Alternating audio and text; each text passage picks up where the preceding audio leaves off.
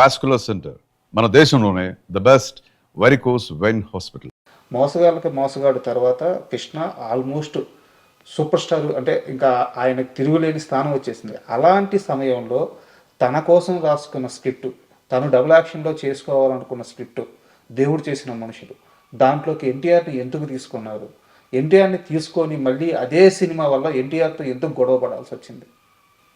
ఎన్టీఆర్ అంటే ఇప్పుడు పన్నెండు కాపురం నెక్స్ట్ కృష్ణ గారు రామారావుని ఎప్పుడు అభిమానించేవాడు ఫస్ట్ నుంచి. ఎప్పుడైనా మోసగాడు సినిమా ఆయనకు చూపించారు. చూపించినప్పుడు రిలీజ్ ముందు ప్రొజెక్ట్ ప్రివ్యూలు వేసే టైం ఆ రోజులు, ఇప్పుడు ఎవరు చూడలేదు కానీ ఆ రోజులు సినిమా చూసి చాలా బాగుంది బ్రదర్, బాగా తీసావు, కానీ ఒక సెక్షన్ ఆఫ్ ఆడియన్స్ మిస్ అవుతావేమో సినిమాకి అన్నారు. కానీ లేడీస్ సెక్షన్ ఆయన చెప్పినట్టే లేడీస్ సెక్షన్ మిస్ అయ్యాము దాంట్లో. మోసగాడు రాలేదు. పిక్చర్ హిట్ బాగా ఆడింది, అన్నీ ఉన్నాయి. ఆ ఉద్దేశంతోనే నెక్స్ట్ ఏదైనా ఫ్యామిలీ సినిమా చేద్దామని 12 కాపురం చేసాం. 12 కాపురం ఆల్ సెక్షన్స్ లేడీస్ మాస్ అందరి హిట్ అయినప్పుడు ఆయన 100 days ఫంక్షన్కి చీఫ్ గెస్ట్గా పిలిస్తే బెజవాడ వచ్చారు. అక్కడ థియేటర్లోనే కృష్ణ గారు మీతో సినిమా చేయాలని ఉంది బ్రదర్ అంటే అన్నగారంటే ఆయన వెంబటే అక్కడ స్పాంటేనియస్గా అనౌన్స్ చేశాడు, నేను నెక్స్ట్ పద్మాలయలో కృష్ణ గారు సినిమా చేస్తున్నాను, కృష్ణ సినిమా అని. ఎన్టీఆర్ ఆ తర్వాత ఏదో ఆంధ్ర స్టేషన్ గొడవలో ఆంధ్ర ఆయన సపోర్ట్ చేయటం, వాళ్ళు విభేదించడం, ఆంధ్ర స్టేషన్ సపరేట్ జయ ఆంధ్ర మూమెంట్ ఆయన సపోర్ట్ చేసి హంగర్ స్ట్రైక్ ఒకరోజు మెటాస్ పానల్ పార్టీలో కూర్చొని గవర్నర్ రిప్రజెంటేషన్ ఇచ్చి డొనేషన్స్ అన్ని కలెక్ట్ చేసి రైస్ పంపించాము.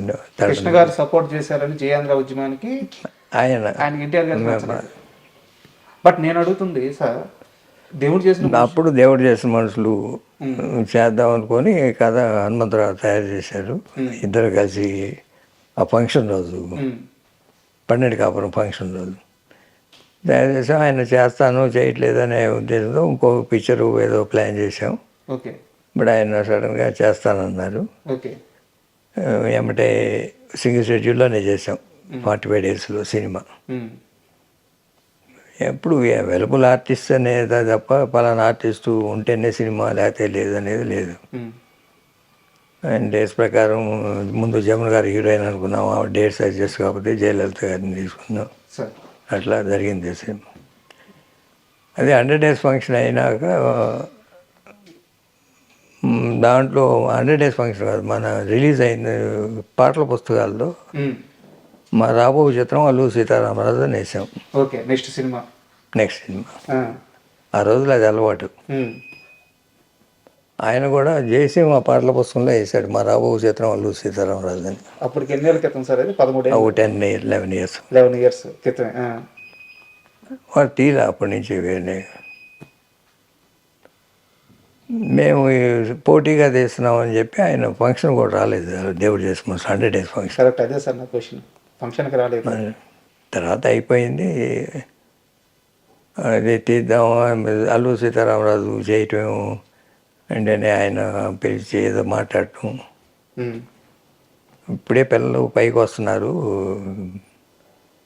అది దాంట్లో లేదు, ఏమి కమర్షియల్ ఇంగ్రీడియంట్స్ లేవు, దెబ్బతింటారనేది. అంటే మేము రాసుకున్న స్క్రిప్ట్లో ఉన్నాయి కమర్షియల్ ఇంగ్రీడియంట్స్, మీరు రాసుకున్న స్క్రిప్ట్ మాకు తెలియదు కదా,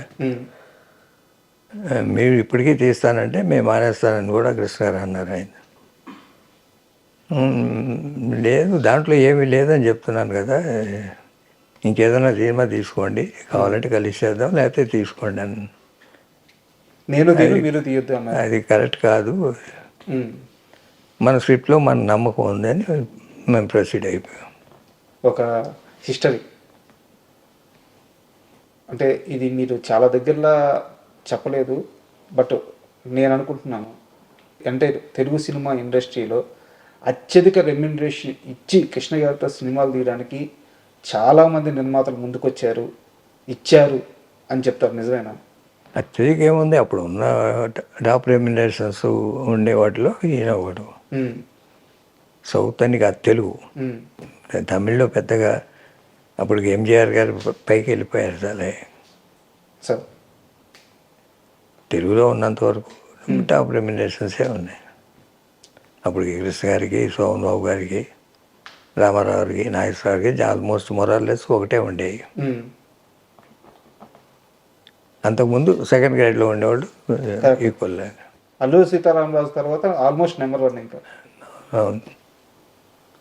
కానీ sir Alluri Sitaramaraju climax sir, ఆ డైలాగ్స్, కృష్ణ గారు చెప్పిన తీరు, ఆయనే డైరెక్షన్, అంటే ఈ తరం పిల్లలకి, రాబోయే తరం పిల్లలకి అసలు అల్లూరి సీతారామరాజు గురించి తెలియాలంటే ఆ సినిమా ఒక నిఘంటు అయిపోయింది.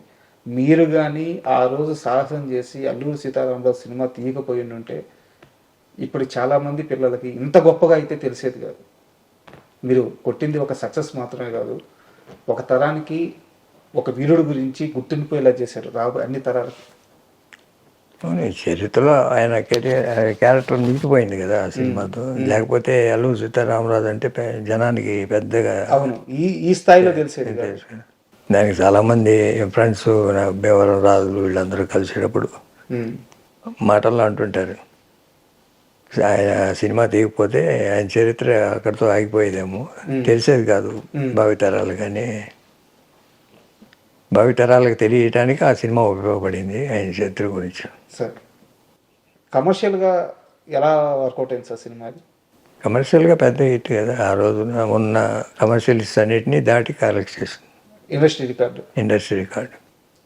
సో అంత కష్టపడి, అంత ఇష్టపడి, అంత ముందుగా సినిమా తీశారు కదా సార్ అల్లూరి సీతారామరాజు. సినిమా అంత పెద్ద హిట్ అయిన తర్వాత కృష్ణ గారి రియాక్షన్ ఏంటి? ఏం మాట్లాడారు మీతో? హ్యాపీగా, అంటే మాకు ఒక డౌట్ ఉంటే కదా, సినిమా స్టార్టింగ్ రోజు నుంచి సినిమా ఫినిషింగ్ దాకా డౌట్ లేదు. రిలీజ్ అయినప్పుడు డౌట్ లేదు, రిలీజ్ అయినప్పుడు థియేటర్లో చూసినప్పుడు డౌట్ లేదు. ఎప్పుడైనా మేము అనుకున్న దానికన్నా ఇంకా బెటర్ అయిందేమో అనే ఫీలింగే తప్ప ఎక్కడ ధైర్యపడింది లేదు. ఈ మొత్తం ప్రాసెస్లో విజయ నిర్మల గారితో సినిమాలు స్టార్ట్ అయిన ఆ సీజన్, విజయ నిర్మల గారి ఎంట్రన్స్ కృష్ణ గారి లైఫ్లోకి వచ్చిన తర్వాత ఆయన పూర్తిగా ఆయన వ్యక్తిగత నిర్ణయం. కానీ ఆయన పక్కన ఉంటున్న తమ్ముళ్ళుగా మీరు ఎలాంటి డిసిషన్స్ తీసుకున్నారు? దాన్ని ఎలా హ్యాండిల్ చేశారు? ఎంత సున్నితంగా హ్యాండిల్ చేశారు? అది ఎప్పుడు కాంట్రవర్సీ చేసుకోలేదు, అది ఆయన వ్యక్తిగత నిర్ణయం.